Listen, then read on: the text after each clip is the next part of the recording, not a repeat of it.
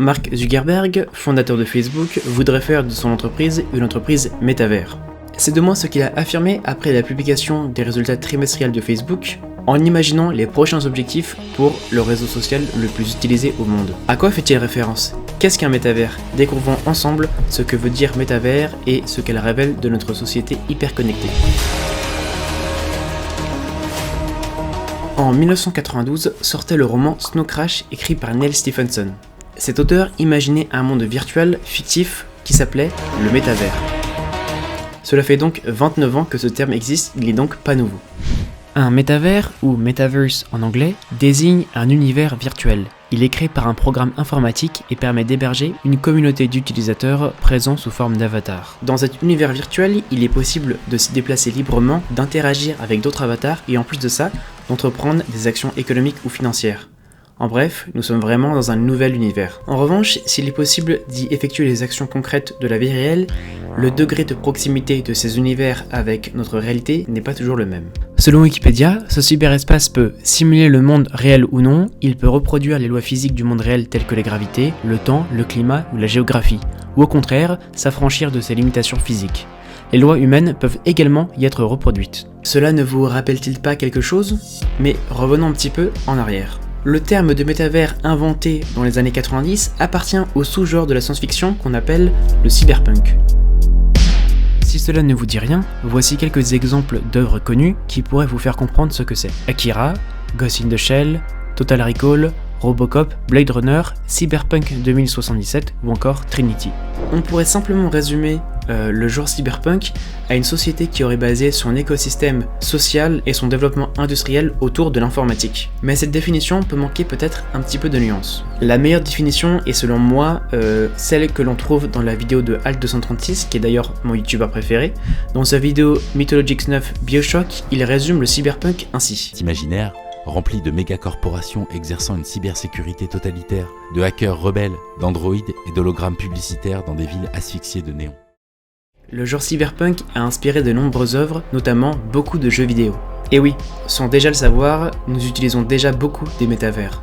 Le concept d'univers parallèle digital dans lequel nous pouvons nous retrouver peu importe notre localisation fait étrangement penser aux jeux vidéo en ligne. D'ailleurs, j'ai parlé d'un terme tout à l'heure que je n'ai pas encore détaillé, que nous allons détailler maintenant. Pour évoluer dans ces mondes virtuels, nous avons besoin d'un avatar. Et un avatar, c'est un personnage virtuel que l'utilisateur d'un ordinateur choisit pour le représenter graphiquement dans un jeu électronique ou dans un lieu virtuel de rencontre. Petite parenthèse, il faut d'ailleurs souligner que ce n'est pas un hasard si le légendaire film de James Cameron a repris le nom Avatar. Le mot a été judicieusement utilisé car le film sorti en 2009 montre justement comment les êtres humains passent d'un corps à l'autre en gardant leur conscience idiosyncratique. Le même concept s'applique pour les jeux vidéo. Les jeux vidéo en ligne remplissent toutes les conditions pour être qualifiés de métavers. En effet, ils rendent possible la création d'avatars, la communication avec d'autres joueurs, les paiements en ligne, qu'on appelle aussi des micro-paiements, avec de l'argent réel ou virtuel. D'ailleurs, l'argent virtuel n'a rien à voir avec les crypto-monnaies. C'est par exemple simplement une monnaie virtuelle qui n'existe simplement que dans un jeu vidéo, comme les Camas dans le célèbre jeu francophone Dofus. Les jeux vidéo, et notamment les jeux vidéo en ligne, sont donc les premières instances où les métavers sont passés de concepts fictionnels à réalité. Dès la démocratisation des Minitel et l'arrivée des premiers ordinateurs sur le marché, le monde commençait progressivement à utiliser sans savoir des métavers. Beaucoup d'œuvres ont démocratisé l'idée des métavers. En 1982, Tron imaginait déjà des joueurs aspérés au sein d'un jeu vidéo. On peut aussi citer le roman Neuromancer, écrit par William Gibson en 1984, ou Matrix, sorti en salle en 1999. Enfin, pour continuer dans l'univers cinématographique, le film Ready Player One de Spielberg, auquel j'ai d'ailleurs consacré une vidéo entière, met également en scène un monde virtuel appelé l'Oasis. Ces créations, qui comptent parmi les œuvres de science-fiction les plus populaires, veulent montrer à quel point la digitalisation de la société provoque des changements radicaux et modifie totalement notre rapport au monde. À l'époque, le médium vidéoludique n'était que le seul moyen d'imaginer la représentation du concept des métavers. Parce que à l'époque, le jeu vidéo était vraiment l'expérience culturelle ultime. On pouvait s'y représenter virtuellement, jouer avec des amis, interagir, c'était déjà un rêve.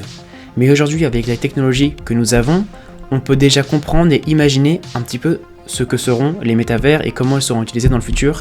Et je vais donc vous donner des éléments de réponse. Quels seront les métavers du futur ?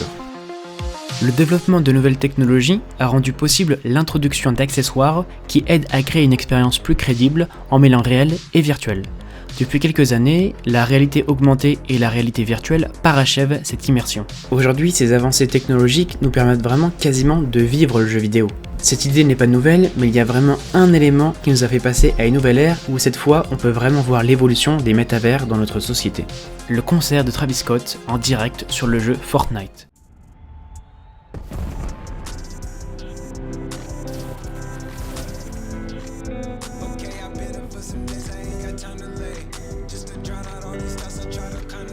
Fortnite est un Battle Royale, un jeu où un certain nombre de joueurs sont envoyés dans une arène ou une carte en même temps et doivent se battre pour survivre. La dernière personne encore en vie gagne la partie. C'est le principe de la saga Hunger Games. Avec le mode Battle Royale, ce jeu est devenu très populaire et a incité les constructeurs, les distributeurs et tout simplement les développeurs du monde de jeux vidéo à surfer sur la tendance. Et c'est comme ça que Epic Games, donc c'est l'entreprise qui distribue et développe le jeu vidéo Fortnite, a décidé d'aller encore plus loin. Epic Games a donc réalisé le premier concert virtuel sur Fortnite. Le 23 avril 2020, les joueurs ont pu assister gratuitement au concert de l'artiste et rappeur Travis Scott directement en jeu. Auparavant, la musique, elle s'achetait en physique et puis elle s'est progressivement dématérialisée dans la dernière décennie. En revanche, les concerts virtuels étaient vraiment marginaux, ou même n'existaient pas du tout. Mais avec les 27,7 millions de personnes qui ont regardé le concert de Travis Scott, on voit vraiment que la tendance commence à changer. Les métavers offrent des opportunités insoupçonnées, tout en simplifiant les contraintes logistiques et en s'affranchissant des barrières géographiques. Et c'est pourquoi cela séduit de plus en plus de monde. Ces espaces virtuels n'existent plus simplement dans les jeux vidéo avec le mode multijoueur, ils se démocratisent maintenant dans l'industrie musicale. Mais alors, quelle sera la suite? Qu'est-ce qui va se passer dans le futur? Est-ce que les hologrammes peuvent être associés au métavers?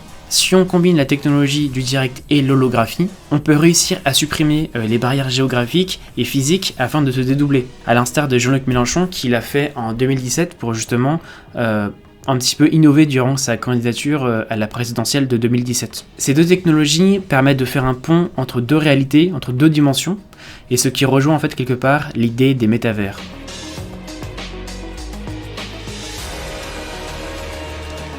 Donc maintenant que vous comprenez un petit peu ce que sont les métavers, leur existence et leur représentation dans le monde numérique, maintenant on va pouvoir réfléchir un petit peu à ce qui se passe concrètement dans notre époque actuelle. Est-ce qu'on peut considérer que les réseaux sociaux, ou plus largement on va dire ce monde numérique dans lequel on vit, comme des métavers? Bon, cette question-là est plus de l'ordre du profane, puisque son interprétation est subjective et intime. Étudions-la donc avec les critères objectifs que la définition nous donne. Lorsque nous sommes sur internet, nous utilisons souvent un pseudonyme pour masquer notre identité et nous choisissons un avatar pour communiquer, interagir ou partager des informations.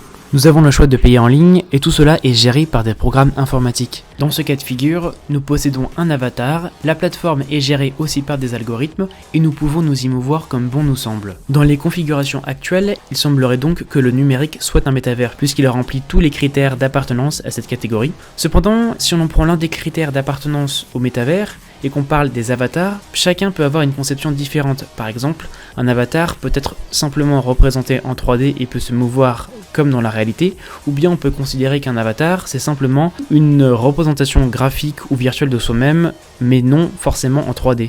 Sur ce point, je vous laisse vous faire votre propre avis et considérer votre propre définition. Posons-nous à présent une nouvelle question. Nous savons que le digital, ou en tout cas les réseaux sociaux, sont vraiment une excroissance de nos vies sur les plateformes digitales. Ainsi, peut-on considérer que notre version digitale est soi-même? Cette question n'est pas nouvelle évidemment, elle reprend la célèbre question philosophique « Suis-je l'autre » ou bien « Est-ce que l'autre est moi ?» Bon alors, moi je pense franchement que si nous ne divulguons pas d'informations personnelles, dans ces cas-là, c'est simplement une personne, un personnage que nous pouvons incarner sur internet, et dans ces cas-là, eh bien non, ce n'est pas forcément une continuité de notre vie. Cependant, si vous partagez vos informations personnelles, que ce soit votre apparence, votre nom, votre prénom, ou même des choses intimes sur vous-même, dans ces cas-là, on peut considérer que les réseaux sociaux sont vraiment une continuité de notre vie sur les plateformes digitales, et donc là, c'est différent. Pour clore cette parenthèse philosophique, lorsque l'on pense aux réseaux sociaux, on ne peut pas s'empêcher de penser au paradoxe de Fermi. Vous savez, j'en avais parlé beaucoup dans ma dernière vidéo. Alors pour ceux qui ne savent pas, le paradoxe de Fermi peut simplement être résumé par les extraterrestres existent très probablement, alors pourquoi ne nous ont-ils jamais contactés?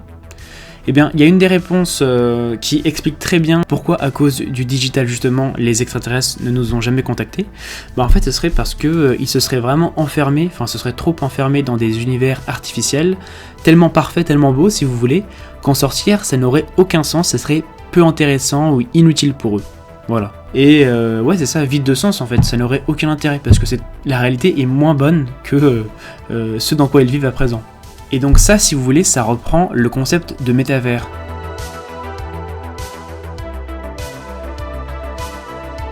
Ainsi, si le concept de métavers n'est pas nouveau puisqu'il date des années 80, il est apparu donc avec le concept, enfin le sous-genre cyberpunk. Même s'il n'est pas nouveau, il est carrément d'actualité en ce moment. Aujourd'hui, on commence à s'en rapprocher dangereusement. Avec la digitalisation de la société et les évolutions technologiques qui en découlent, il est possible que les métavers finissent à nous enfermer comme dans certaines œuvres cyberpunk, dans des vies artificielles trop belles, qui nous empêcherait de revenir à la réalité, dans lesquelles nous serions prisonniers. Je voulais conclure par une dernière petite phrase qui vient de moi. Évidemment, si le digital c'est un peu mon fonds de commerce en ce moment, c'est ce qui me passionne. Donc même moi, je sais très bien que voilà, le digital a des vertus indiscutables, mais il ne faut pas oublier que tout cela n'est pas réel. N'oublions surtout pas que la vie est la plus belle des expériences.